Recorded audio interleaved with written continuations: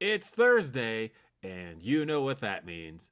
That means it's time to ignite the dynamite the day after it happens. Hey, I'm Will Washington. Welcome to another edition of Day After Dynamite. I'm not alone here, though. I'm never alone here. Usually, if I am alone, I'll just can the show for another week. But this week, not alone, because I am joined by one of my favorite minds in pro wrestling media, I guess if you want to consider yourself that, Mr. Garrett Kidney. I am wrestling media. I do have random people who hate me in my mentions. I think that's what qualifies you as wrestling media. Absolutely qualifies you for wrestling media. How you doing, Garrett? I'm doing pretty good. It's Eurovision semi-finals night. It's a very important night over here in this part of the world. Ireland probably won't make it out of the semis, which is quite upsetting. But it's participating that counts. That's what they all say, right? That is what they all say. Do you have any Eurovision knowledge? Zero. Oh, it's the WrestleMania of European singing. So every year there's this Eurovision Song Contest where every country sends a song, and then there's a winner that's determined the best song in Europe that year, and it is pure spectacle. It's like fireworks and lights and people wearing ridiculous outfits. It's as good as you could possibly hope for any kind of song contest spectacle, and it's amazing, and it's the best. I was totally not aware of this existence. I think I was. But I always just assumed when people talked about Eurovision that they were talking about like a sport of some sort. And I guess this is kind of sport, but it's the only sport that matters. Singing. That's great. And so we're talking about AEW Dynamite. Took place last night. It was live from the UBS Arena in on Long Island, New York. I will try to get that right as often as I can. They're very insecure about that, aren't they? Yes, they are. And in the chat, I'm being told Eurovision Lordy, look it up, Will. Oh yeah, it's amazing. Lordy, one of the best winners from Finland. Rock and Roll Hallelujah. Great song. It's like 2006, I think. It's the year they won it. Okay.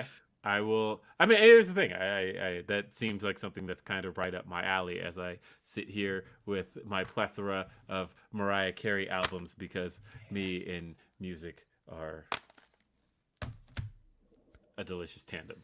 Yeah, there's famous people that first made their name in Eurovision. ABBA were first the Eurovision act. Celine Dion, first the Eurovision act. So there you go. Big names.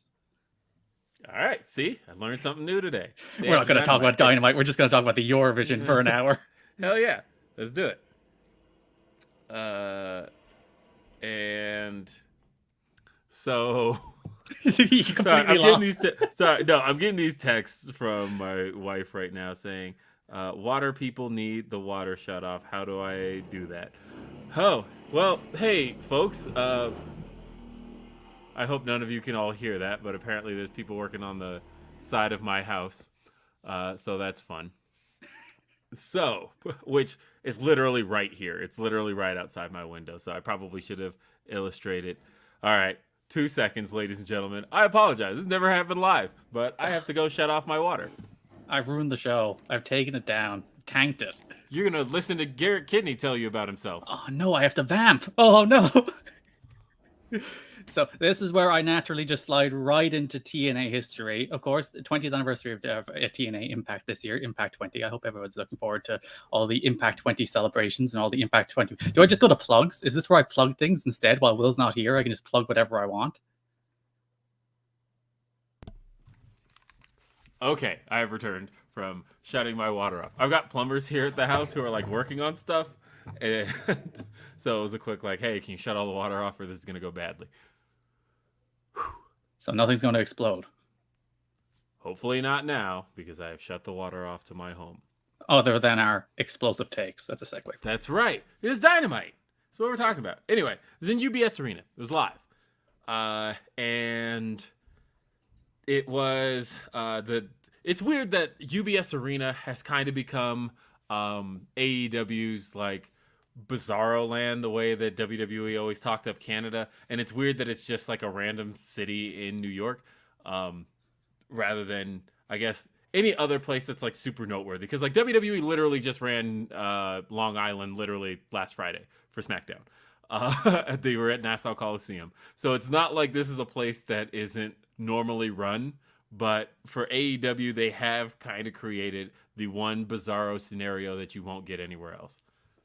Yeah, it's interesting that I think that's fun though, that they lean into the idea of like when Dynamite's in Long Island, it's going to be a thing. And like you'll get it whenever they do Dynamite in Canada, you'll get the same thing. It's like Chris Jericho will be a god there, and they won't like have him heel on the crowd the way they kind of did last night. But like they're not afraid to be like MGF's going to be super popular this week, and that's fine. And we'll write a segment around that because we're smart and we're not stupid and we're not going to like run headfirst into the fact that they're going to cheer him the entire time. And it makes Dynamite it makes the place Dynamite is feel important as opposed to whatever just random building it's in this week. Right.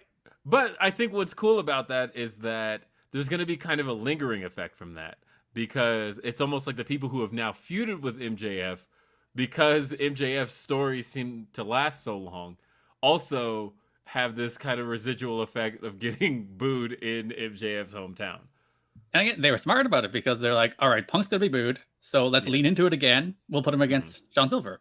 That's just really smart, straightforward booking. We understand how the crowd is going to react, and we weaponize it as opposed to have it sabotage us. Yeah, I like that a lot. But this show actually kicked off with the first, I guess, quarterfinal match of the Owen Hart Memorial Tournament, the Owen Hart Foundation Men's Tournament, in which we saw Adam Cole go one-on-one with Dax Harwood. And we actually got a shot of Dr. Martha Hart in the crowd. This match was thankfully not what I thought it was going to be. I had my worries about what it was going to be. Did you think it was going to be a Brett and Shawn match? Oh, I completely wouldn't have put it past them to simply do the full-on tribute Brett Shawn match. Go 60 minutes and everything. Just go full WrestleMania 12.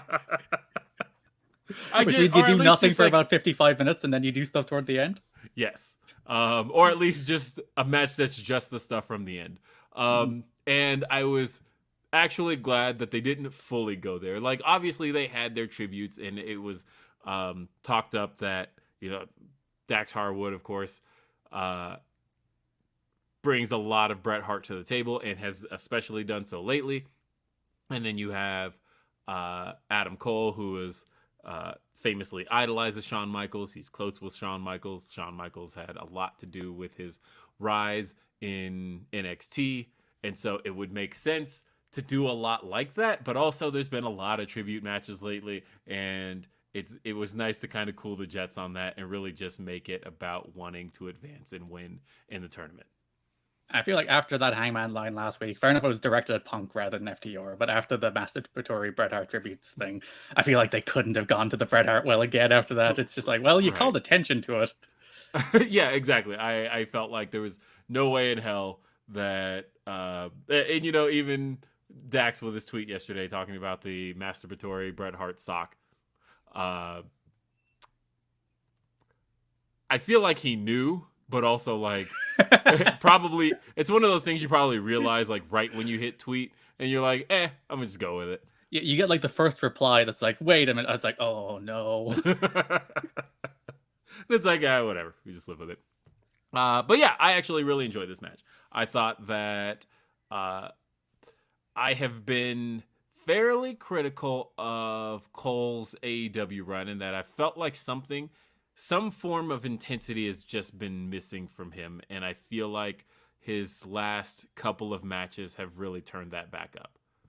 I feel like that's the case with a lot of people in AEW as well, though. Like the first few months and for even 6 months, you look at Miro, where he was given the gamer gimmick, so it was a lost cause for a while. But then he found the thing he's doing in AEW, and there he is. It's a little bit the same with Aleister Black, where he finally found like House of Black. There he is. And it takes people like a while to find their feet, find exactly what they look for. Even if you look at Cole stablemates, like Red Dragon, I think are in a similar situation, particularly Kyle, who first few months a little all over the place, a little not knowing, what his AEW identity is, and then he kind of settles into it.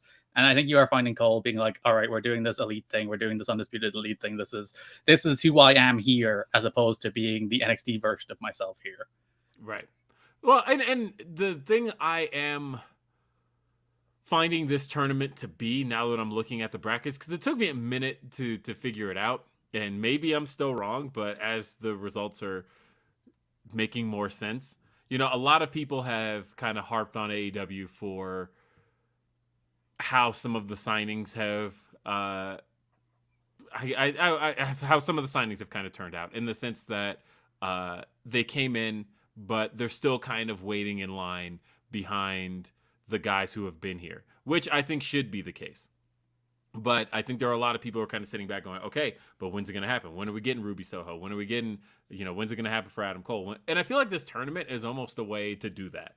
And it didn't really hit me until the 3 matches all ended, and it was all kind of the newer signings who won each one, that I thought, okay, I think I see where this is going now. And I think I see what this tournament is supposed to be. Yeah, when they sign people, it's not like, it's like they throw out their plans. It's like, all right, Darby Allin, Jungle Boy, all of you to the side. MJF, you're doing nothing. We have Aleister Black now. It's the case of like they're all in stories, and those stories have to kind of play out. And then once the story is reshuffled, generally after a pay-per-view, they begin to find their feet. It's the same with like Keith Lee and Swerve at the moment, who are kind of just doing stuff, and they'll find their feet eventually, and maybe they'll be tag champs. Who knows? We'll see. But yeah, it's and this tournament is a good way to get all those people kind of like, all right, this is a focused, purposeful thing for them all to do. Yes. Oh, and we are joined by our regular appearer on Day After Dynamite, Garrett Kidney. Hey, Jerry, how you doing? Good. How are you? Everyone thinks Garrett's my top source, and I've never actually spoken to him person to person. I've given Jeremy 2 whole stories, maybe 3. Is it 2 or 3? It's 3. I just do stories off of your tweets, and I wouldn't have a job without you. And true. people like actually think like, oh, Garrett feeds you stuff. I was like, no, what? Will feeds me everything. I don't get anything from Garrett. I feed Sean. I don't feed you. Nobody feeds me. Nobody feeds me anything. I was like, hey, Garrett got me in trouble with WWE. Oh yeah, they called you. Yeah, they called me over your nonsense. Wait, I don't know this story. Oh, you don't know? Okay. So yeah, I sent this tweet being like, obviously it's the NXT beam that everyone gets attacked in the parking lot. And I did my usual like, NXT parking lot thing, and then the NXT Full Sail account replied being like, we take campus security very seriously, and it's we don't have attacks at all.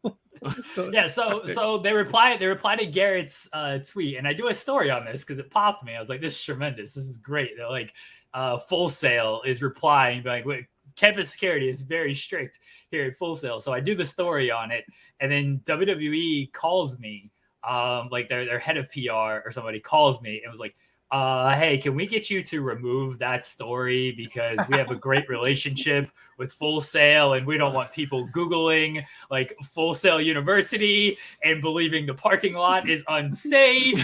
So I had to pull that story, and it's all Garrett's fault that I wrote it in the first place. Wait, no. When you think about it, they don't run Full Sail anymore, do they? No, they don't. So like, did I ruin WWE's relationship with Full Sail?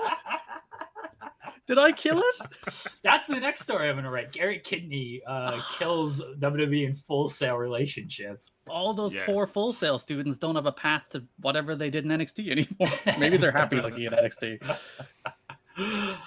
Well, I popped in to say hi because I've never actually spoken to Garrett, even though we are great friends on Twitter. And yes, he's my top source.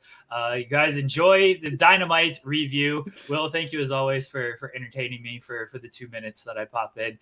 Guys, have a good day. Everyone watch the Spotlight, youtube.com, Fightful at 5 o'clock, but finish watching this show first, and then you can come over and watch our show. Bye, everybody.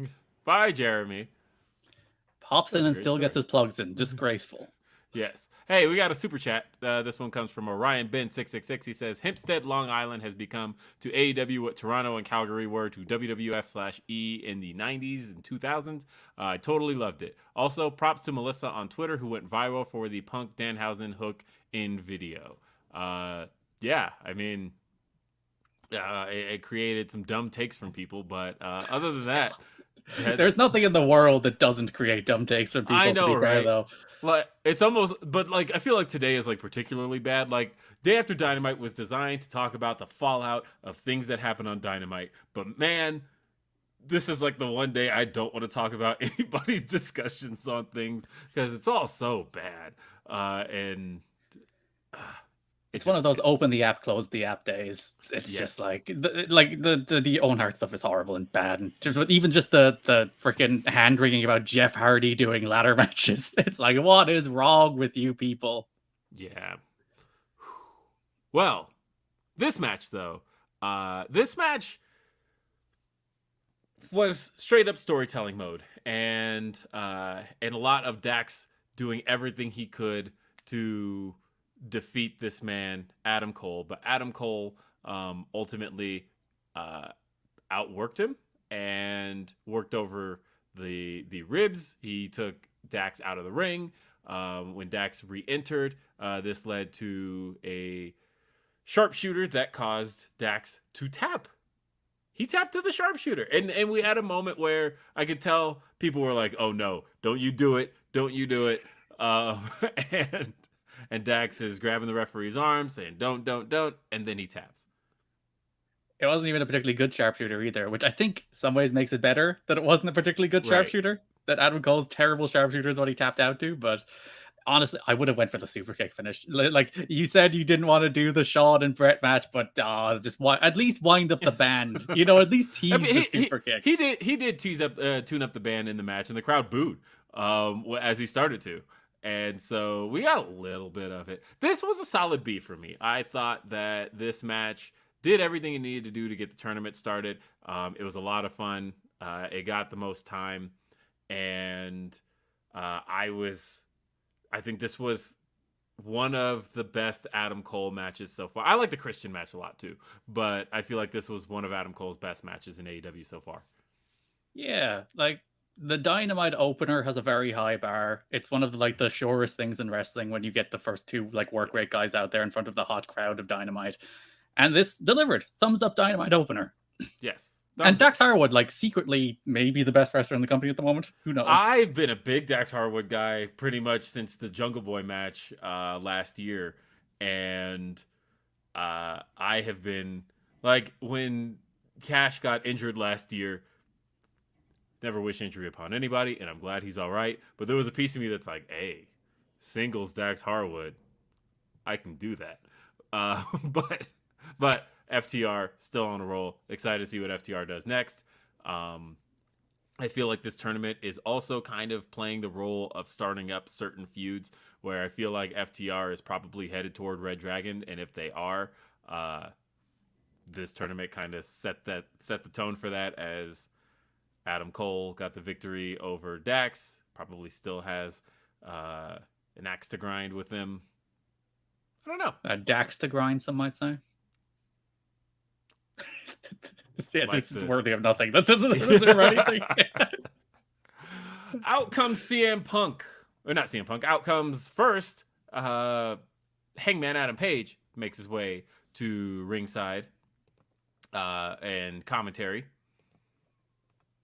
because he's going to do commentary over the next match, which was CM Punk taking on Long Island's own John Silver. And CM Punk, during his entrance, he cuts the music off, tells us all, as he comes out in a Islanders jersey, which seemed to be kind of trying to make amends a little bit. And then he turns around, and it's very much not. He gets booed out of the building. Well, can you explain the sports reference to me? I don't know the name. When he did the turnaround, was it something about the name on the jersey? I was confused. I'm the casual fan sitting here being like, oh, the sports reference went over my head. I'll say this. I don't watch hockey. If this had been a basketball reference, I'd have gotten it. This has been football. I'd have gotten it. Baseball, might have gotten it. The only hockey I thought the bit was he came out in a shirt and the guy in the back of the shirt was gone or something, but I don't know. I don't know hockey either, so maybe someone in the chat can tell us. Or he just came out in a hockey jersey. Who knows? Yeah. Also, the chat is saying my audio has gone bad. Is this true? Would you confirm that? You did drop out a little during the graphic there, but you're fine now. Okay. If I'm fine, then I'm fine. Gonna take it. But alert me to these things. That said, Punk getting the heat And so they're saying he was the captain and had a bad breakup with the team. All right, there it is. That was my assumption. I knew it was something because as soon as he turned around, the crowd gave him shit because I thought, what's wrong with the Islanders? Like, I thought this is the team you guys love. And then when he turned around, I thought, oh, okay. So they're saying Tavares was a star player for the Islanders who went home to play for Toronto. Got it. Makes perfect sense. Oh, that's where the line with the Excalibur on commentary as well came from. There, someone went to the Maple during the I can't remember what segment it was, but he was like, "Oh, I think it was during the MJF Wardlow segment where he's like, oh, and he'll go sign for the Maple Leafs." It's like the same thing. Okay. See, we're like the freaking casual fans at Revolution being like, "What's the song? I don't know the song. I don't understand." Which, by the way, do you know how? Okay, you recognize how dumb that discourse was, but the funny thing was, I was at Revolution, right? Literally, the song hits. The guy next to me goes, "Whoa, what's this?" And I went, "It's his ROH theme." And he goes, "Ah, cool." That was the end of that. That was the absolute end of it. There wasn't a moment of, well, that's stupid. What if this guy hadn't been sitting next to me? I wouldn't have known this. But the guy went on a Twitter thread for the ages. It's like, oh, I was so upset I wouldn't have known, but this guy said it to me, but still I wouldn't have known if he didn't tell me. Like, it was literally that simple. People in the crowd got it. It's all it needed to be. Okay. CM Punk versus John Silver. We knew this wasn't going to be a whole lot that, John Silver's really good for that flurry of offense. But ultimately, this is a match where CM Punk needs to beat him decisively, and remind Hangman that he's coming for the title, and he's coming for it soon, and he's coming for it at Double or Nothing. I'm a little bummed about like where John Silver is these days. I kind of get it because look at the line of people that's in front of him. It's hard to be like, all right, John Silver, now's your time. But like coming off the Darby TNT title match in particular, I was like, oh, there's something there with him as like a guy on a level above, guy who loses to stars. And he is still in that guy who's over, who you can put in a match that people are like, oh, I'm looking forward to that. And he'll lose and the match will get over. That's his role now, it's not the worst role in the world. But there is a little part of me that's like, oh, I wish there was more to John Silver. Especially when you think about it, it was only just like 18 months ago that, he had the match with Orange Cassidy at Full Gear. And that felt like kind of the stepping stone to where he could be next. But it feels like he's exactly there, if not lower, because he's not getting on a pay-per-view card now. But so at that time, I don't know. Punk won with the buckshot lariat. Like 6-7 out of 10 buckshot lariat, just like Adam Cole sharpshooter. Maybe it's better than it wasn't great. Yeah, it was like a 5, to be honest. I was not that happy with it. He kind of just like lunges rather than like you didn't really feel the force of the arm. It didn't look great, but whatever. CM Punk won. I doubt the pin was more sent more of a message than honestly the buckshot did. The way he sat on him and looks directly into the hard camera. And Punk gets the victory. Down to the ring comes Adam Page, and too many Adams. It's confusing again. See, hey, proof. There it is. There's the proof right there. They just need to be Page and Cole. Yeah, that would solve every problem. Well, Page would be a different issue with Ethan, but still. No, and then he just becomes Ethan. Yeah. There we are. Or All Ego. He's a guy who they'll go with the nickname. He's All Ego now. Yeah. Although, it is weird to me that, like, as an Impact viewer, I always, like, consciously just called him Ego as a nickname. But, like, that hasn't really caught on with AEW viewers, like, at all. And there were maybe, like, 3 people that the last AEW event I was at, or not last because I've been to, like, 7 since then. But at one of the events I was at when he was feuding with Darby, there were, like, 3 people chanting, Ego sucks. And I'm like, yeah, that's what you're supposed to chant at him. But I don't know. I feel like it hasn't really caught on. But we'll see. I feel like he's in store for big things shortly. But this was Adam Page. Adam Page cuts his promo. He actually, it's CM Punk talking. CM Punk basically tells Adam Page, look, it's not personal. I used to wake up and ask myself, am I a good guy? But now I wake up and ask myself, am I the champion? And the answer is yes. And at Double or Nothing, I'm going to beat you. It's not personal. It's just business. How are you feeling about this one? You look like the match. It's Hangman Page against CM Punk. It's gonna be a cool match. How are you feeling about the build? I definitely am feeling the missing night of Hangman, and that I feel like something was supposed to happen to get it here that night that Hangman had COVID and wasn't able to make it. Because all of a sudden, Hangman's angry. Punk is like, what are you angry about? And like, I feel like there's supposed to be something a little personal, but it just to me feels like that night that was supposed to really escalate never happened. And so we're just kind of here. Yeah, because you had the Dustin match where Punk worked heel to kind of like foreshadow where this is going. And then there was just Hangman's promo last week, which, as you mentioned, he's like feisty and aggressive and kind of on the wrong side of mean. And I think people took that a weird way. So now you just have Punk, who is, I think, obviously trying to be the heel of this feud, but also Hangman, who's kind of being a little obnoxious as well. So you just have two guys kind of out jerking each other in a way that's not, again, one of those phrases that immediately comes out of your mouth. Yeah, consult Dex on that one. Yeah, no, I thought that... Yeah, like I said, I feel like there's a missing piece here. Like one night that was supposed to happen that didn't, but they were like, well, we don't have it now because Punk wasn't there the following week. So whatever was supposed to escalate this just never happened. And I don't feel like it's as personal as the feud wants to be. Yeah, we got, 3 more Dynamites until Double or Nothing, right? 2? 3? 2? Ooh, 2 is tough. Yes. All right, they need a good angle next week. This one needs a good angle next week. Yeah, because that's it. We got 2 more Dynamites now. We got Houston and then Vegas, and we're here. So, this one, it's a C. It happened. I thought the heat from Punk was fun.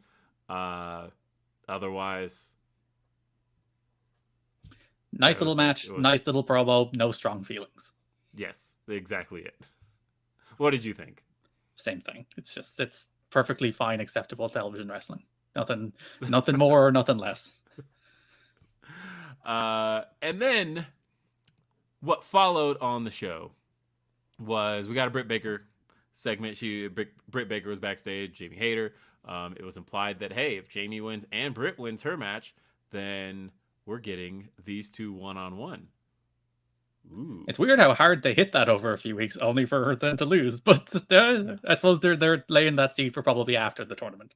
Yeah, there's a lot that can happen here still, and because I think we're still headed toward Toni Storm versus Britt at Double or Nothing, but in order to get there, there's a little that had to change because I don't think Britt's winning, but I think she'll cost Toni Storm her match, and then that leads us to Double or Nothing.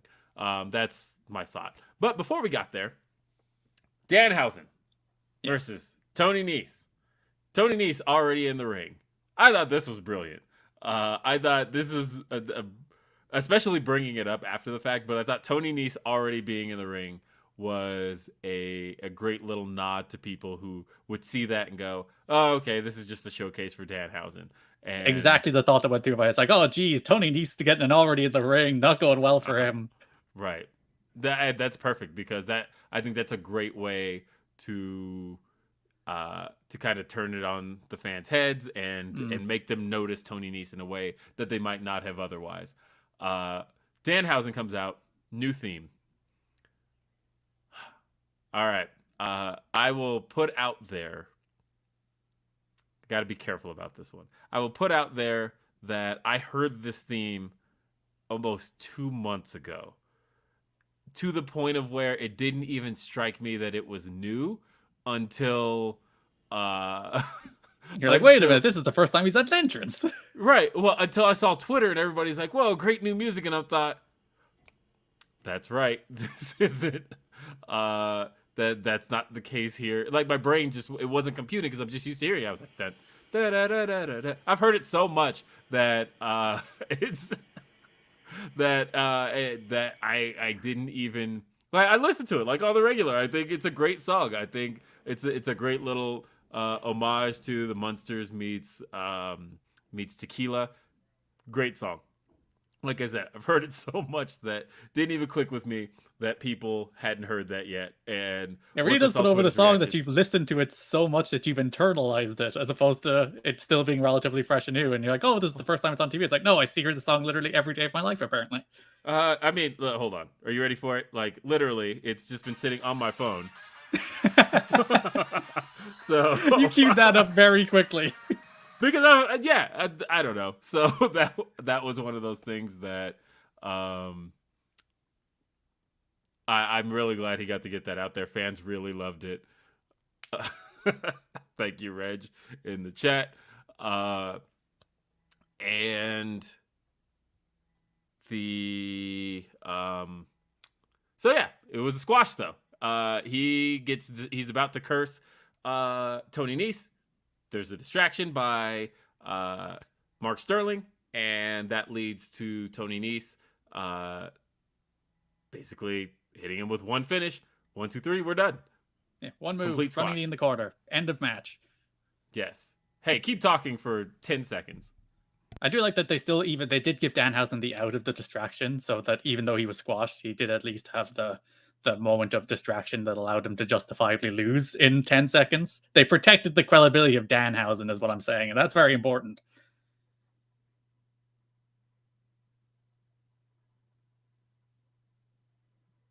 But yeah, it's Tony Nese and Danhausen. What more can I say? Why do I have to fill for time when it's only in the 10-second match? I know, right? Yeah. Okay, so because other things happen, right? Because the moment that the fans wanted, they got, which was he hits him again and then hits him again. And out comes Hook.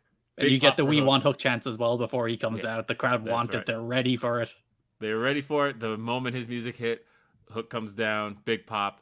Hook makes his way into the ring and runs off Tony Nese, and then actually shakes Danhausen's hand. We got Hookhausen. Hookhausen is here.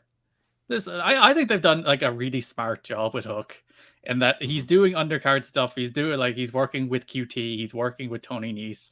They're doing like as good a job as you can of having him have like meaningless undercard feuds while keeping him relevant. Because obviously he's a guy who, like, he's not in the John Silver tier, obviously, but he is in that same camp of he's very far down the queue right now. So they know he's popular. They know he's over. They were smart enough to split him from Team Taz because he's like, people want to cheer for him, so let them cheer for him. And people want to boo Starks and Hobbs, so let them boo Starks and Hobbs. So I think everything they've done with Hook has been like really, really smart for something that is on the surface so low stakes. Yeah. I can agree with that. And it's worked. It's working. And now we've got a tag match at Double or Nothing of Hookhausen versus Mark Sterling and Tony Nese. Yeah, I'm excited for the Mark Sterling promo where it's like, you gave him the already in the ring entrance and then he won. Like that again, ammo for the manager. It's perfect. Yeah, that was great stuff. And so that took us into the next segment. Mark Sterling already out there. And it was the contract signing between MJF and Wardlow. This was magical. This was fantastic stuff for a number of reasons. I think MJF so well works this babyface shtick where he's like clearly an asshole and clearly like everything he's saying for this audience is kind of disingenuous and you can sense it. And the audience knows it as well, I think, is important. Like, the audience knows he's bullshitting them, but they're fine. They're willing to go with it. Yeah, exactly. And, like, you know, the Wardlow comes out and they flash the boo Wardlow on the Tron. And then we get one of the best video packages AEW's ever put together. Though, I do have a logical consistency. Don't Jericho and MJF hate each other? He acknowledged that at the beginning of the video. Still, why is he voicing over the Dark Side video? He acknowledged it. Jericho said, as he brings up MJF, the video pauses and he goes, wait, this is an MJF video? You should have stopped. You should have thrown it out. And then he says, he was like, this is an MJF video? I'm not doing this after all we've been through. And he goes, wait, what's he paying? All right, fine. And then they kept going. Fair enough. And so it was a little bit of like, Jericho still has a problem with MJF, but also has no integrity because MJF paid him. So I at least like the little bit of acknowledgement it got. No, this was I like when it's like they explain it away. I'm fine. Like no matter what, unless the explanation is ridiculous, I'm fine with them. Even like the Fozzy stuff. It's like, why does he still play Judas? It's because he's getting royalties. And like, fine, yeah.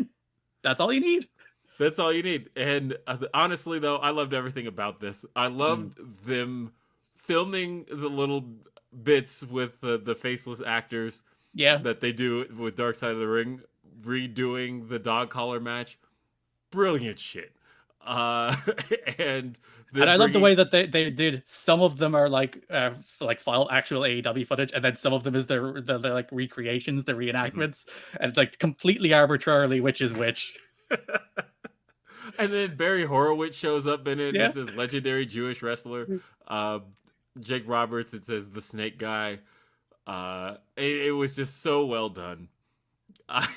Only small note for the AEW footage, it should have been like that grainy video filter Darkseid put over it. Yes, where it's like shot with the camera like over off a screen. Oh, that would have been great if they had done it that way.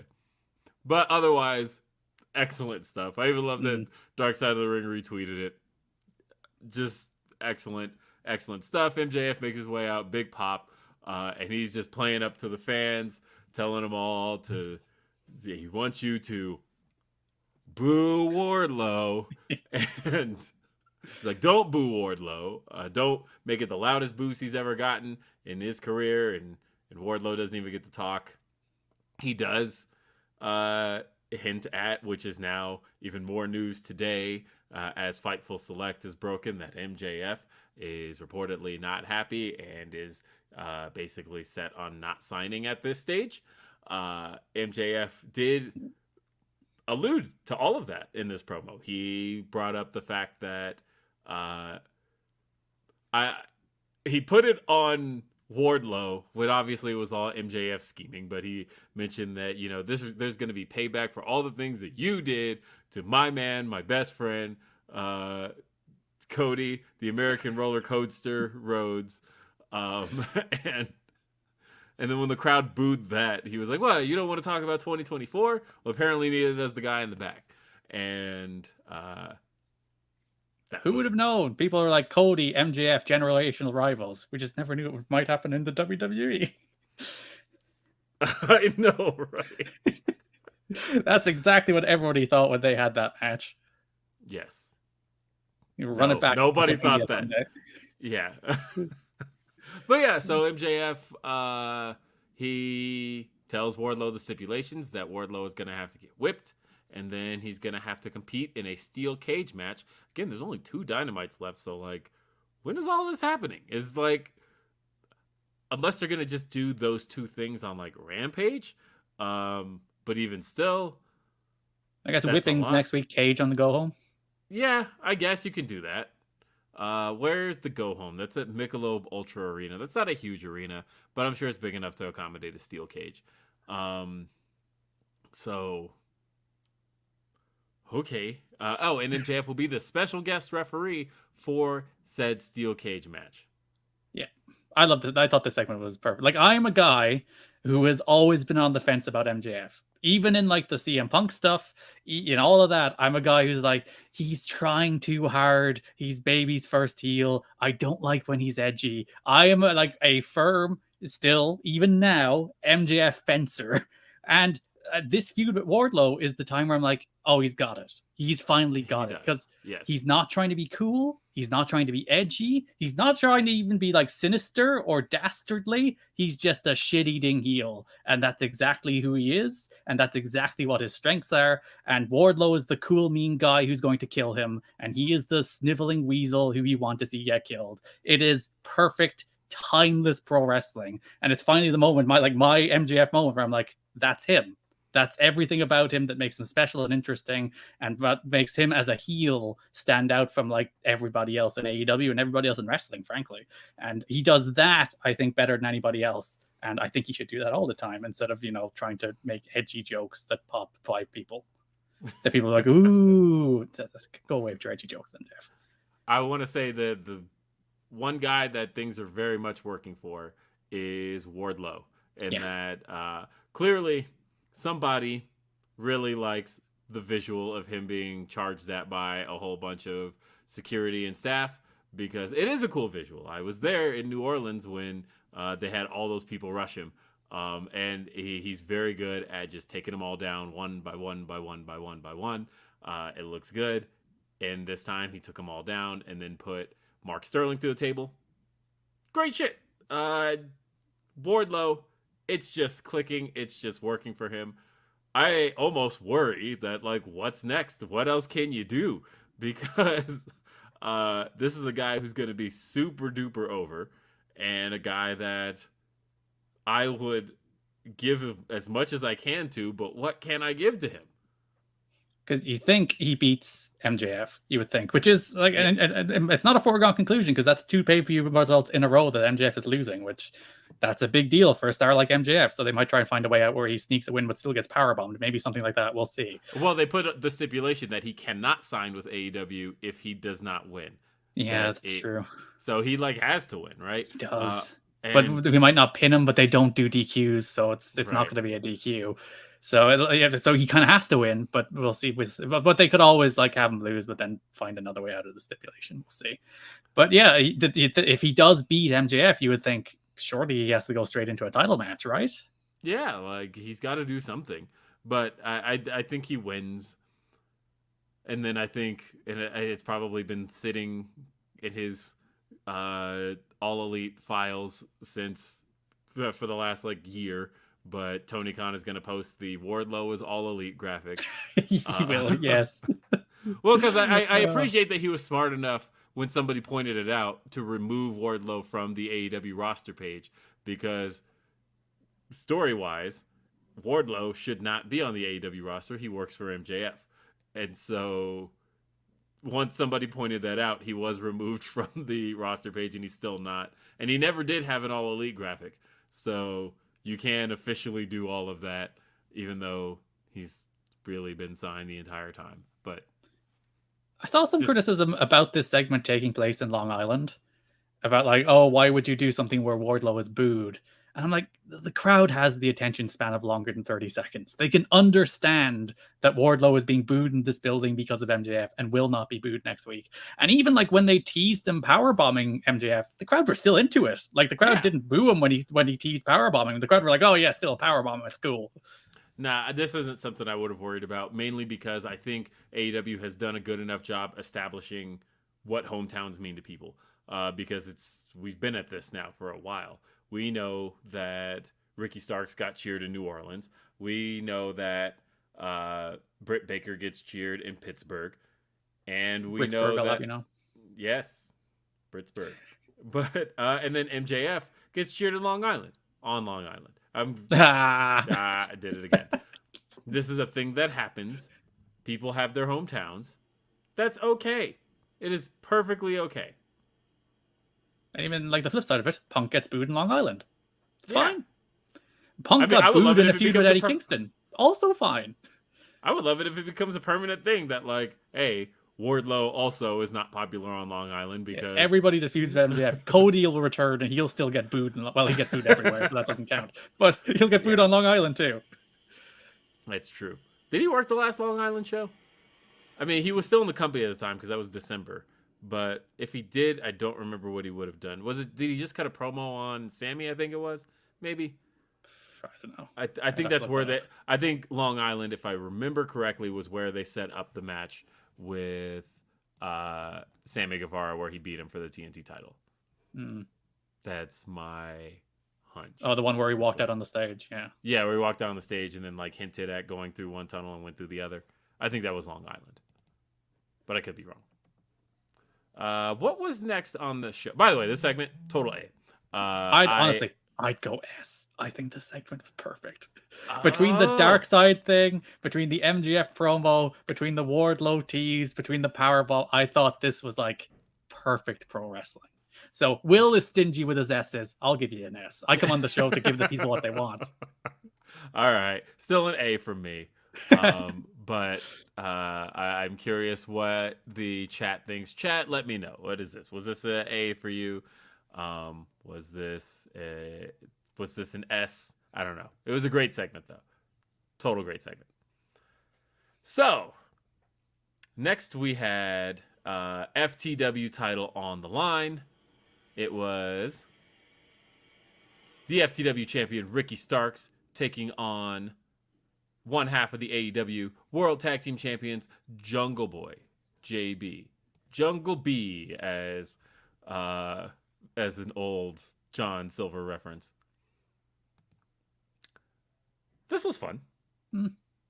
I had fun with this. I also had fun with where it led.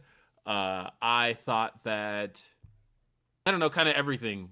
This felt like when people like to criticize storylines or storytelling or long-term feuds or anything along those lines, I feel like so many long-term storylines all came into play here.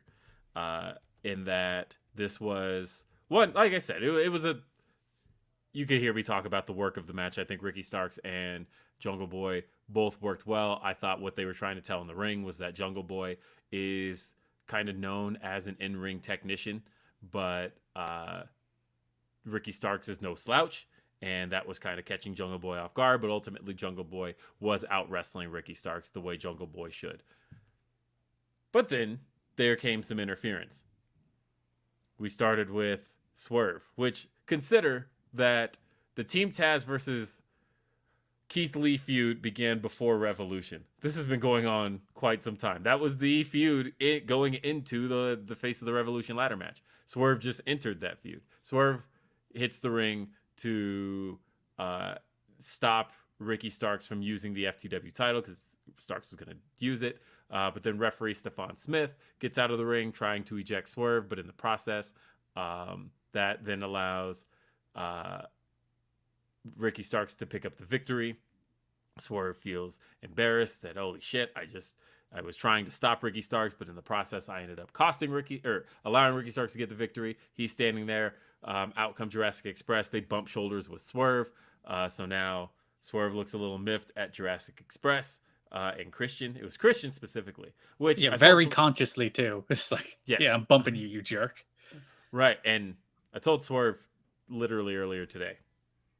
Look, for those who have known me a long time, know that I've always been a really big Christian Cage fan. Because that's how you roll. That's how I roll. He was him jumping to TNA was, I thought, one of the coolest moves anybody could have done in 2005. Love me some Christian. Still is the same theme song too. I am also a big supporter of all things Swerve Strickland. Anything Swerve Strickland does, I'm related to the guy. But even if I wasn't, I'm a big fan of Swerve Strickland. I told him, if I find out that a one-on-one match is happening between him and Christian, I'm booking the next flight. That is how much I want to see him and Christian go at it. And I want to see that. Like, the second they bump shoulders, I'm like, that better go somewhere. That better not have just been these two. I would book whatever flight I could to get to see those two go one-on-one. Do you think that happens during this angle or perhaps down the road for Christian? I don't know. No idea. When I sent him that, I was hoping he was going to hint back at like, haha, well, you should book for this city. All he sent me back was a laughing emoji. And I was like, oh, God damn it. Fine. But the second it's announced, you'll catch me in whatever crowd that is. But then here comes Hobbs and Starks, and then Keith Lee's music hits, so all of a sudden now we've got a 3-team standoff. Sounds like we're doing the 3-way for the titles very soon at Revolution. Or not Revolution, Double or Nothing. Although we did just have a 3-way for the titles at Revolution. But yeah, so 3-team standoff. And so as everybody makes their way to the back, we remind ourselves that there's still one more storyline at play here. Because yeah, we've had the Team Taz versus Keith Lee and Swerve story. And yeah, Team Taz is now involved with Jurassic Express. But there's still the other story of Christian and his frequent disappointment in his protege, Jungle Boy. And Jungle Boy is looking off, disappointed in his loss.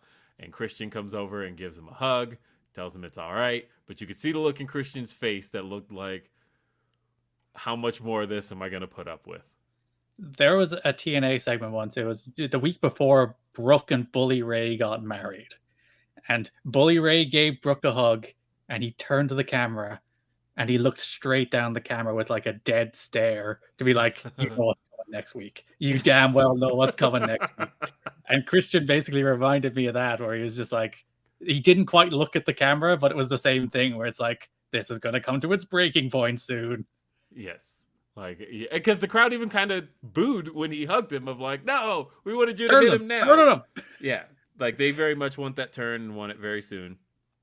And so that's happening too. So what I loved about this particular segment was just how much of the storylines between all these guys came into play. And there was still a reminder that even after this is done between the tag titles, you still got one big one that's going to play between Christian and Jungle Boy. Yeah, I'm a little bit bummed that it is like 2 straight pay-per-views with a 3-way tag. But I do feel like they got to the 3-way tag a lot more organically here, as you said, with intersecting stories, as opposed to like, we're just going to do qualifiers to get to a 3-way tag. That feels a little more forced and lame, as opposed to being like, all right, so we do have these different intersecting stories all coming together in one 3-way tag, which I think is a more interesting way to do it. It at least makes the 3-way tag feel justified. Yeah, way more justified, because you're right. The other thing was like, hey, we're just doing a 3-way tag, and here's how these two teams qualify. Whereas, like, what justification did you have for a 3-way tag back at Revolution other than Booker wants a 3-way tag? Like, just within the context of storyline. So I get what you're saying there. And yeah, this is a much better way to do it with intersecting stories. I did see some people suggest that perhaps Jungle Boy should turn on Christian. And like, I personally wouldn't do that. I think Jungle Boy is just too much of a natural babyface. But on the flip side of that, I think Christian is way too much of a natural heel not to turn. Because like, if you watched Impact last year, I would have seen in the build up to the Josh Alexander match at Bound for Glory, Christian did like a soft heel turn, I think you could call it, just so he would be wrestling babyface Josh, and he was great there. Like, I think his most memorable stuff in TNA was like Christian Coalition era during his heel run. Obviously, his biggest run in WWE was as a heel against Randy in 2011. I think the guy's just, he has like, I would argue his biggest run in WWE was honestly that, as I was posting about, his 2005 run against kind of everybody. Everything he was doing like 04, 05 felt kind of bigger to me than, even though he had the world title in 2011. It was like, nah, I think he felt like one of the guys, though. He was going to break through, yeah. But he was a heel again, so. I feel like when I think about his biggest TNA run, man, I get angry again, because I thought Christian in TNA had so much going for him, especially through 06. And then it felt like when Angle came in, they were like, whoa, we got Kurt Angle now? Everything Christian has going for him, we're going to give to Kurt Angle. And it honestly made me understand why Christian kind of looked around like, well, what the fuck am I here for then? Because I remember getting super annoyed that like the Christian Coalition became Angle's alliance, that they were building this story between Christian and Tomko, and Christian and Tomko finally turning on Christian, which was the bigger story because they had the history going back to WWE. And it was like, but you just went and aligned Tomko with Angle, and you aligned Styles with Angle. And like, I could believe Styles, who was the top guy of TNA for so long, suddenly being a lackey to Christian, but maybe realizing this isn't a great idea, but also being a lackey to Angle was like, okay, now you're just pissing on AJ Styles. There's so much stuff at that time period that would just annoy the shit out of me. Even when you go like all the way back to Christian's debut, which was like November 05, and then 2 months later, Sting comes along. Yeah. It's like he gets his shiny new toy period for 2 whole months, and then Sting is there, and everyone's like, ooh, it's Sting. Yeah. No, there was a lot of that with Christian, and I did, luckily, like match wise, I think Christian had some of the best stuff of his career, and I'm glad that we got it celebrated last year. But man, did I get annoyed a lot with how much, like, I loved Angle as a performer in TNA, but his presence really did to me take away a lot of what TNA had going for it. Where like I was not ready for Joe's streak to end, and then Angle comes in and taps him out.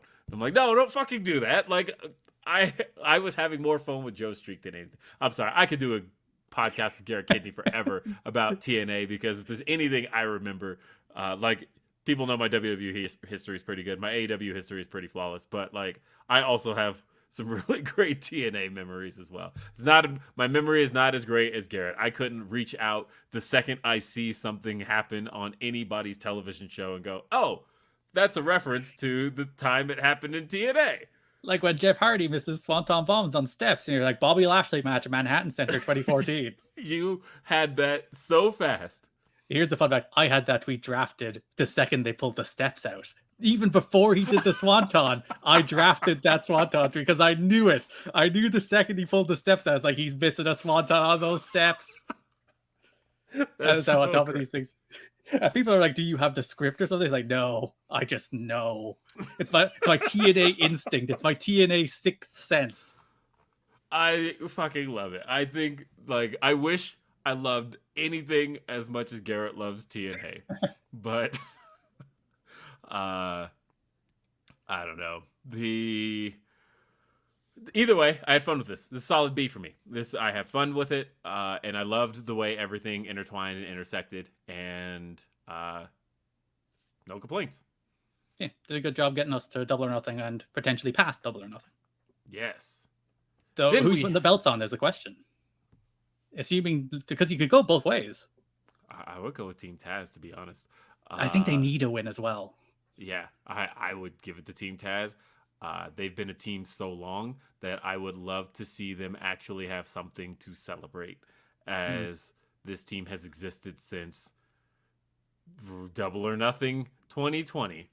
And so, like, somebody just recently pointed out that talking about the time that Cody had that similar finish with Darby back at the Nightmare Factory, and that was that. Yeah, and that Darby getting pinned led to Taz trying to offer Darby advice, which led to the creation of Team Taz when Darby turned him down. And it's like, oh my god, Team Taz has been around so long. It's great. Particularly, like, at least, you know, Starks has the FTW title. I think Hobbs in particular, he just needs a win. Yeah. Oh, I would love to see something there. But before we got there, we had the Jericho Appreciation Society victory speech. And we found out what makes Mark Menard's nipples hard. I think that's the most important thing. Yes. I mean, this was what I thought was going to be more of the same. And it started out, really, it was of more of the same Jericho shtick, sports entertainment stuff. He's a wizard. He's a million nicknames. And he talked about how he is actually from just up the road, but that he moved to Canada because this place is disgusting. So he did heal out the Long Island fans. I hope they do that in Canada as well. Just do the flip side. It's like, oh, I was born in Long Island or Manhasset. Mm-hmm. But then, I guess this wasn't what I expected. Mm-hmm. My son actually asked me the other day, because he and I found ourselves watching Double or Nothing 2021. Speaking of which, recommend if you haven't watched it in a while. Brian Cage versus Adam Page, actually way better than I remembered. I was there in person. I liked that match, but I don't remember actually sitting and watching it, and I did. It's a great match. That was the opener of that show, wasn't it? That was the opener, yeah. Which was the first match back with crowds in like 18 months or whatever. So it's just like, oh, they're ready for it. They're ready. Adam Page hits an F5 in that match on Brian Cage after Brian Cage attempts the buckshot, but stumbles in doing so, and then gets lifted up for an F5 from Adam Page. That's actually really clean and really nice looking. But here we had so anyway, I said all that to say that my son and I were watching it, and we get to the Moxley and Kingston versus the Young Bucks match, and Billy goes, are Moxley and Kingston still friends? And I went, I would bet they still are, son, but I don't really know. And I said, but I would assume so. They're just doing different things right now. But when Jericho brings up Kingston's wife, Moxley's music hits, and Billy's so satisfied because he felt like, hey, I just asked about this thing, and here's Jon Moxley, who coming to the aid and coming to defend the honor of his friend Eddie Kingston. Great shit here. I feel like they did leave it like just the right amount of time with them being separated that you would ask the questions like, oh, are they still a thing? Because they teamed for the bones of a year, basically. It's like, are they still pals? And you would just, because he's, Mox is off doing his Blackpool Combat Club stuff. And you would be like, are they still pals? And then the second you ask that question, because listen, I wanted Homicide and Hernandez. I wanted the OGs and LAX uniting in Blood and Guts, but I'll take Blackpool Combat Club. That's who I've been hoping for the whole time it felt like that's where this had to head is obviously they wouldn't have the name LAX, and I still feel like that piece is missing, but you've already had Homicide in this company. The only person you haven't had is Hernandez, and so this all you even had Conan like around LAX, so all the pieces were there. All of that could have been pulled off. I still feel like you can, but instead Blackpool Combat Club makes their way out, and then Eddie Kingston and Santana and Ortiz surface. And suddenly it went from the traditional 5-on-3 to 6-on-5. 7 if you include Regal. Yeah, and that's right. Regal threw a punch. So you can. And finally, the Jericho Appreciation Society didn't have the numbers advantage, and it bit them. We got a couple of super chats bringing this up. Van Twinblade says, I called it last week. BCC as Mercs for LAX versus JAS. Orion Ben 666 says, point to Will's son, chip off the old block. I mean, yeah, he's 8 years old and is just as obsessed with this stuff as me. Matter of fact, fun fact about my son, he has just recently been playing a lot of WWE 2K22. Yesterday, I guess it's because he's overheard my stories, but he decided to unlock Hulk Hogan just to beat him up with black wrestlers, which I think is fucking hilarious. Yes. Good. That is tremendous stuff. He was playing as Keith Lee yesterday, just like beating the shit out of Hogan. Well, first he lost. Like, he was shocked because it just doesn't compute in my son's head that a leg drop is a finisher. And so he gets hit with this leg drop by Hogan. Problem, yeah. And I'm watching over his shoulder, and I was like, oh, he's totally about to pin you. And he's like, no, it was just a leg drop. And then it's 1, 2, 3, and he goes, what? Like, no. And he goes and he restarts the match. It's literally all just happened yesterday. It was great shit.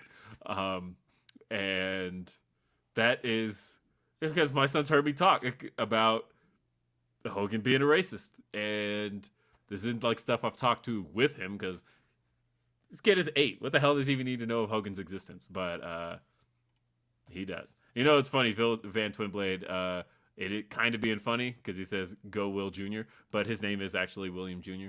That's where Billy comes from. So this was fun though. But you know what else was fun? Blood and Guts. Oh wait, no, you're going on to the next segment. Yeah, going to the next segment. Toni Storm took on Jamie Hayter. Yeah, good little match. Those two have great theme songs. Like, really great theme songs. I love Hayter's in particular. Jamie Hayter's theme is great. It's like, great. Dur. It's so great. I love the way it kicks in. It's got a very Euro feel to it. It does. I was just thinking it's a Eurovision song. There it is. And I only learned what Eurovision was at the top of the show. But although somebody's probably going to point to an old RBR podcast because people do that to me where I learned what Eurovision was, because now that I'm saying this out loud, I realize this probably happened in the last 17 years of podcasting. But regardless, yeah. But then I also really love Toni Storm's theme, and just the way that they both feel like actual songs is great. And this match was also very good. It was a no compromises kind of match to me. I just felt like these two went out there and did what they needed to do with the time they got in this tournament. And I thought they delivered quite well. Yeah, good physical, intense match. It's a shame like these matches always have to earn the crowd response. And it's partially because they don't get as much time on Dynamite as everyone else does, so they have to earn these reactions. So it's like there is the universal thing in AEW, like women's match, opening bell, silence. And like these women there was are a pretty dueling much... chant at the beginning, though. There was a Jamie, Hayter, Toni Storm, which I thought was kind of interesting between them. But as they worked up, I feel like they got way more of the crowd. Yeah, and like they nearly always do earn it because like Jamie Hayter and Toni Storm, two very good professional wrestlers, they can earn it. But hopefully they do get to the stage where they are at the Brit level where they just organically get a response. Because I think there's a lot of people in the division that are that good to get to that level. It's just a matter of giving them the time and platform to do it. I agree.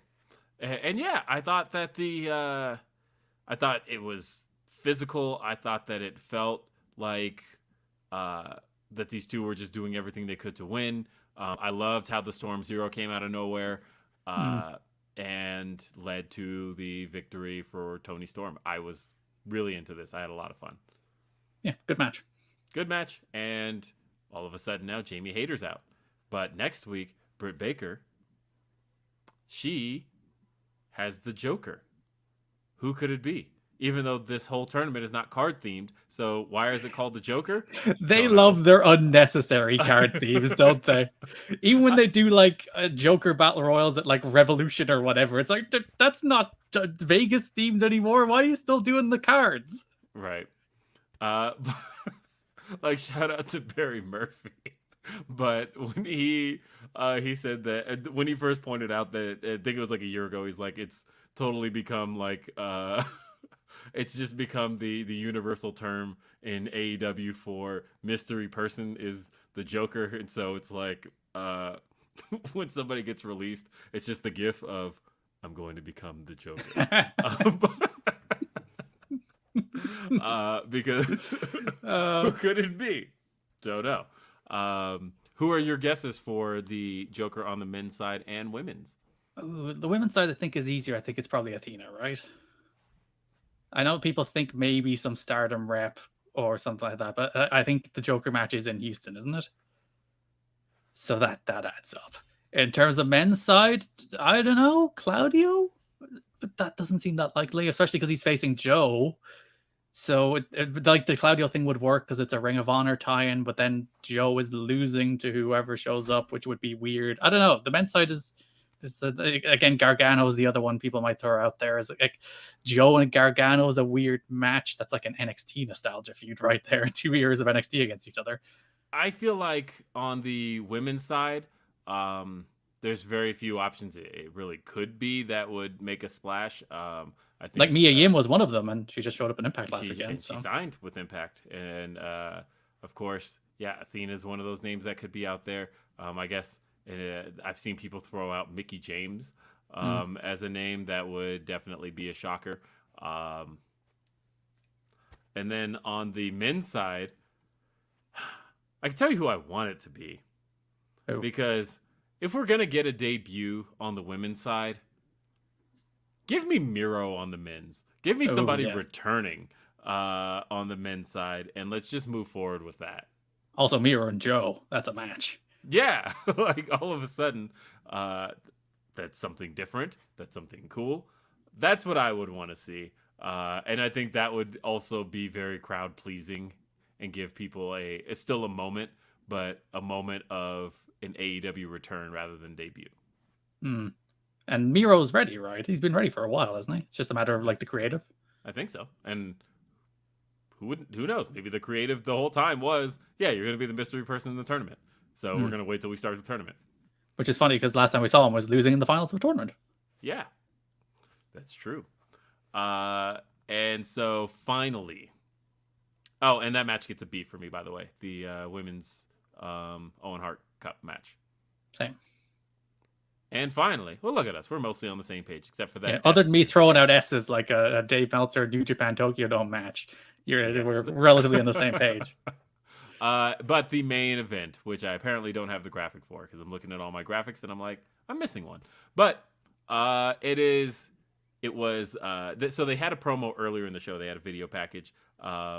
Basically, Jeff Hardy and Darby talking about why this is a dream match, Jeff Hardy. And it's true, right? Like Jeff Hardy had mentioned in interviews for years prior that he's seen Darby's stuff and thinks Darby's really cool. Even if you listen to every single Darby Allin match, Jim Ross calls him an enigma on commentary for like 3 years of AEW. He's like, the enigma, Darby Allin. JR knows what he's doing there. Yep. And so you had Jeff Hardy, who's been studying Darby. Darby, who said he looked up to Jeff. This is the perfect definition of a dream match. But they said that he said, I've asked Tony. Tony, just do it. Throw out the rules for one night in this tournament. Let's make it no rules match, no disqualifications, anything goes. Which is, you wouldn't want to see Darby and Hardy any other way. And they announced later in the show that that's what it's going to be. Anything goes. And this match, everything went. They immediately went to the floor, went out, got the chairs, the ladders, and this match was basically back-to-back big-ass spots from all of them. Because I don't know why people are just now noticing that Jeff Hardy has been limited for like 3 years. Longer than that, honestly, because like it's people think he's getting old. It's kind of not really that. If you go back and watch like 2014 TNA, he was still like great, properly great, and then he had that leg break in that motocross accident where he broke his leg. And I don't think he's ever quite been the same, like as the top tier worker ever since he came back in 2016 after that leg break. And obviously he's getting older, so that's naturally he's going to slow down as he gets older. But I think like people are always like, oh, he's getting old and broken down from all these bumps he's taking, and I don't really think that's the case. I think he just broke his leg in a horrible motocross accident. Yeah, and like you know, I mean, obviously social media is going to put it on AEW much quicker, but like it was. WWE wasn't letting him have more than like 2 to 3 minute matches for years. Going back to 2018, he was like very quickly eliminated from the Elimination Chamber. He came in, he was out. It was like that's how they were doing Jeff Hardy. It was very much there was a lot of smoke and mirrors around his stuff. And I think this was another case of, okay, Jeff Hardy's going to need some smoke and mirrors for this match. And this match had that. This was basically just a bunch of big spots, and the big spots more so relied on Darby than Jeff. Yeah, there was the spot, the swanton to the stairs. That's a little, as long as your aim is okay, that's a little, that's a lot less it's a stunt. It's a good stunt. But I feel like people kind of pro clutch over that one a lot worse than they actually should. TNA put a pad on the stairs. TNA clearly a safer company than AEW. The worst one Jeff ever took is when it was Hardy's against Revolution. It was Storm and Abyss in a cage match, and Jeff was like sitting on the cage door. The cage was open, kind of dangling over the floor. Storm hit him with a cowbell. Jeff fell off onto the steps off a cage door, and it looked like he had died. It was one of those classic because Jeff Hardy couldn't go to the UK. So it was those classic, we got to write Jeff Hardy off for a month, so we're going to have him look like he falls off a cage and dies for it, so he's not around for a while. Hey, the spots in this match, though, beautiful. Darby, also, of like, course... Listen, he did it like a swanton off a freaking humongous ladder. That ladder was huge. But like in the grand scheme of things, it was modestly safe, I would say. Which spot are we talking about? The Darby spot or the Jeff one? The Darby one, the swanton. Even the Jeff one. Oh yeah. With Darby onto the chairs. Yeah. Yes. So yeah, that one's freaked a lot of people out. But like, look, Darby's been at this shit for a long time. Is he gonna kill himself? Maybe. I don't fucking know. But like, I'm at a point where I'm definitely not going to clutch the pearls over this one. I just enjoy the shit. And Darby, that ladder spot, the ladder onto the chairs, it looked insane. And it looked great. And that's one of those spots that you're going to see AEW run forever because it did look fucking awesome. Yeah, it's like the Triple X or Elix Skipper cage walk. It's that thing where it's like, it's stupid. Like if he falls, he's dead. It's tiny, narrow, this thin walking it, but he hits it and he's immortal. And it's the same thing with Darby Allin. It's like, and even like the degree, as I said, I don't think the degree of danger of that ladder to swanton to the floor is like that off the charts. It looks insane, but I don't think it's like that dangerous once Jeff catches him, you know? Mm-hmm. Well, there's much riskier high flying or like insane moves you see in matches like these. And Jeff did. Like, that's the thing, is Jeff was very quick. Jeff, like, I don't know. Don't want to spoil the magic, but like, you see Jeff very quickly has his arms out and had him. It looked great though. It completely looked great. And they continued on. Jeff gets hit with a coffin drop on the ring apron, and he hits another coffin drop into the ring. But call back to No Mercy 2008, where Jeff Hardy, you post that, by the way. That's a deep cut. Jeff Hardy got beat by Hunter that night after getting hit with the Swanton, one of my least favorite endings of all time. But Jeff Hardy apparently knew and beat Darby the same way. Jeff won the belt the next month, didn't he? 2 months later. Like, 2 months I could have lived with Jeff losing that match at No Mercy if the rematch he won against Hunter, because it was a match where, you know, he had Hunter beat, but Hunter with the last gasp managed to pin Jeff for the victory. Could live with that. Then at Cyber Sunday, they set the fans up to vote for Jeff, and I don't think they were ready for Jeff to win the title yet. So, of course, the fans vote for Jeff. So they did the rematch, Jeff Hardy versus Triple H. Jeff Hardy loses fucking clean. Like, clean as a sheet. Pedigree, 1, 2, 3. It's over. Really, Jeff should not have gotten another shot after that. No. And then, and then what? Survivor Series happens, and that was where they bait and switched the fans, where it was supposed to be the triple threat between Kozlov, Hunter, and Jeff. And Jeff is delayed in the arena, and they end up inserting Edge, who wins the belt, and then they did the triple threat at Armageddon, where Jeff Hardy wins. They stalled that out so long. Like, honestly, and keeping in mind that the No Mercy match, the one with that victory, came after Jeff almost had the belt won at Unforgiven in the championship scramble for the WWE title. There's so much with Jeff where they were like just kicking that can down the road until it finally happened. It was the classic, like, by the time he won it, I don't think I'd even, like, because I would have been, that was 08, so I would have been 16. I don't even think I stayed up for that pay-per-view. It's like, I have school in the morning. I can't stay up for the show. But then, like, the next morning, I was like, God damn it, Jeff actually won?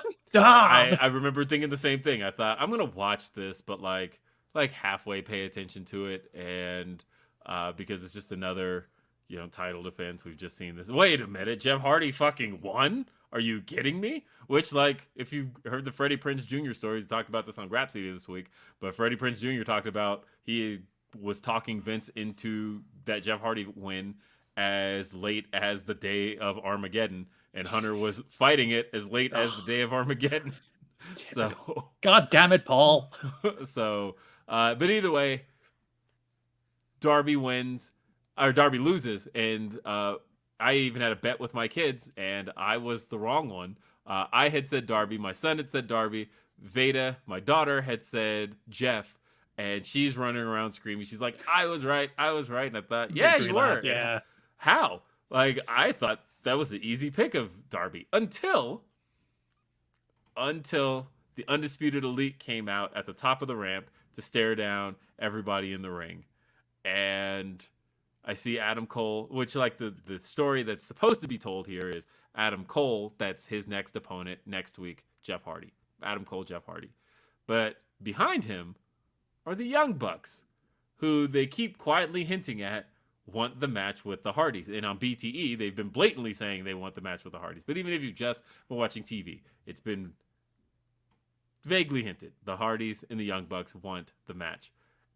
And it hit me. This is the catalyst for it, isn't it? This is how they're going to set this up, is Jeff Hardy next weekend with Adam Cole, but the Hardys interfere in some way, shape, or form, which then leads the Hardys to challenge the Young Bucks. Yeah. Well, I looked at it like in a vacuum. I'd be like, well, Darby has to win, right? He has to beat Jeff Hardy, right? Yes. But when you do look at the booking permutations, especially even if you don't consider the stories coming out of it, it's if you're choosing just a person to lose to Adam Cole, whether it's Jeff Hardy or Darby Allin, I probably choose Jeff Hardy even in that instance. Is like, I think it makes more sense for Darby to lose to Jeff and then Jeff to lose to Adam Cole, as I nearly knocked the camera over. But as opposed to Darby to beat Jeff and then lose to Adam Cole, I think you protect like Adam Cole against Darby as a match, and you don't put Darby over Adam Cole, which would be, I think, a weirder result. And you can go back to Jeff and Darby down the line as well. So again, in a vacuum, I would say you kind of have to put Darby over Jeff, but in the booking scenario they put together, it makes sense. Yes. And so that was Dynamite. I actually had a lot of fun with the show. There was not a single segment where I walked away like, oh, I could do without that, remove that from the show. I actually enjoyed this. And it's been a while because last week's episode was weird. This week was just great. Yeah, there's been a lot of Dynamites lately where it's like they're very, very, very rarely bad. Like actually bad Dynamites are like literally 1 in 100. It's probably those are the actual odds of actual bad Dynamites. But there has been a lot of Dynamites lately where it's like I have watched that now and I enjoyed most of it, but also I'm never going to think about any of it again. And this was not one of those episodes. No, not at all. Like the Jericho Appreciation Society segment, like for what it was perfect to set up what eventual Blood and Guts match they do. For the Wardlow and MJF segment, I loved. I thought it was a perfect piece of pro wrestling. Great opener, great main event, exactly what you'd want both matches to be. And then everything else was ranged from good to very good. It was, I think, one of the best Dynamites since probably the Keith Lee debut show. Which is a great show. That's one of the only S tiers I've given out on this show. So... so yeah, that was what, February? Yeah. Yeah, so best show in 3 months. You can't really give out about that. Yeah, and I'm happy. I was happy with it. So that was Day After Dynamite. Say, how did this show do ratings-wise? As if I don't already know, but I'm going to pretend the way you pivoted there, I thought you were talking about like literally Day After Dynamite. It's like, how did Day After Dynamite do in the ratings? Let's see here. Day After Dynamite. So anyway, Dynamite did 840. So again, not a great week for Dynamite. No. I guess comparatively, I am curious to where it ranked. But and my guess is, if I were to venture a guess for where it ranked, I'm going to bet 4th. Let's see, 5th. Ooh, is it just entirely behind NBA coverage, though? Yeah, NBA coverage, no. It was beaten by Real Housewives of Beverly Hills. Those Beverly Hills Housewives, big draw in the demo. Yeah, big draw in the demo. Actually, they almost tied in the demo. But, man, the female disparity is massive between Real Housewives of Beverly Hills and Dynamite.